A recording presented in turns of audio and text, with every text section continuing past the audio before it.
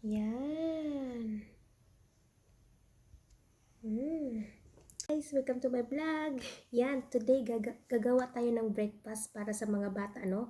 Simple na simple lang po ito dahil sandwich lang ito at saka with egg. Kaya tignan nyo kung paano ko gagawin. Yung gagamitin ko para magsa-sandwich, guys, no? Yan.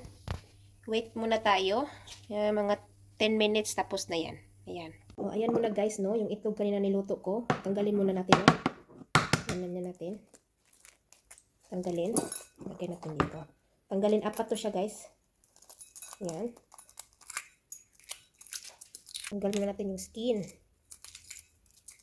Yan.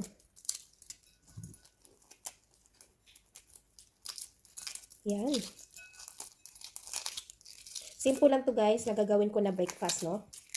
Yan. Apat na egg yung kailangan natin. Tapos tanggalin natin yung skin. Yan. Yung balat natin. Yan. Ito na yung apat. Yan.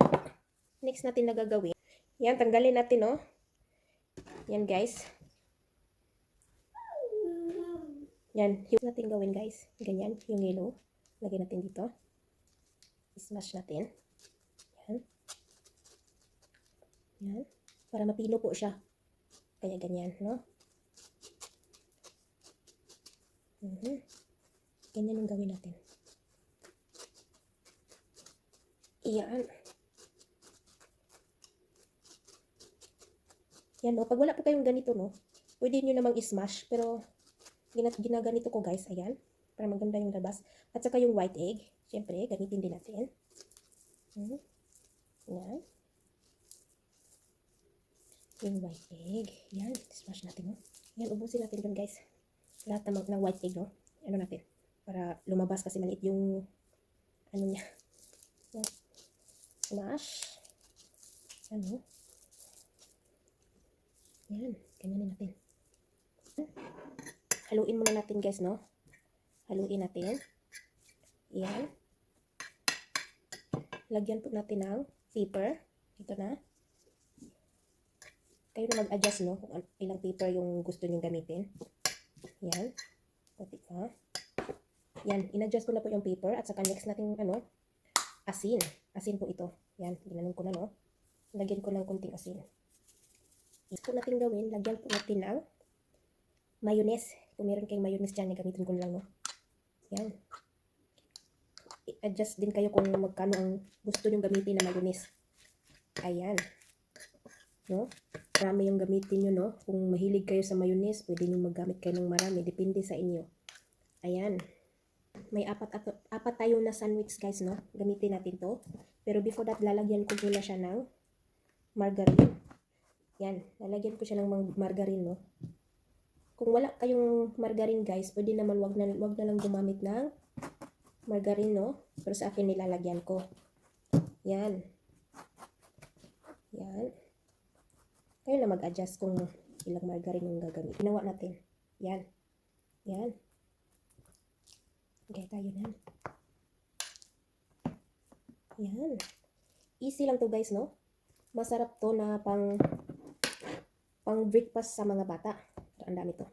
Yan. Tamang-tama po to kasi marami siya, may vitamin siya eh. Meron siyang itlog, di ba? Yan. Ano natin? Yan. Tamang-tama to breakfast, guys, or yan, or snacks. Hindi naman to pwedeng lunch kasi ano lang to. Hindi mabubusog ka rin pero depende na rin sa inyo kasi sa akin pwede na to siyang lunch. 'Di ba? Ayan. Yan. Takpan na natin. Yan, easy lang siya, guys. Easy lang pang breakfast, no? Sa ngayon, yan. Gawin ko po. Yan, i-press natin, no? Tanggalin ko yung sa gilid. Yan. Yan. So, ayan na, no? Yan na yung ginawa ko. Yan. Wow. Yan.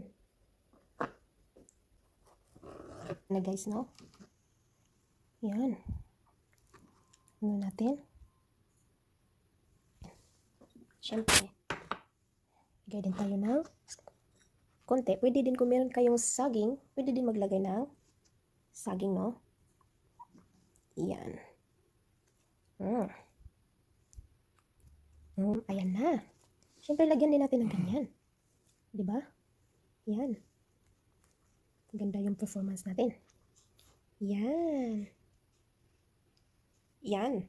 Sana magustuhan nyo yung ginawa kong sandwich egg. Yan.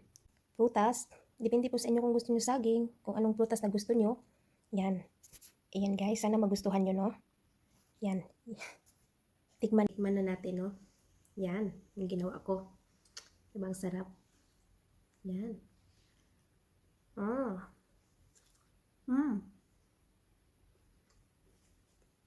Masarap siya guys. Try nyo. Simple lang. Tamang-tama to sa mga bata. Sana magustuhan to ng mga bata, no? Ayan. Thank you pala sa mga nanonood sa aking video. Sana magustuhan nyo guys. God bless po sa lahat. Bye-bye.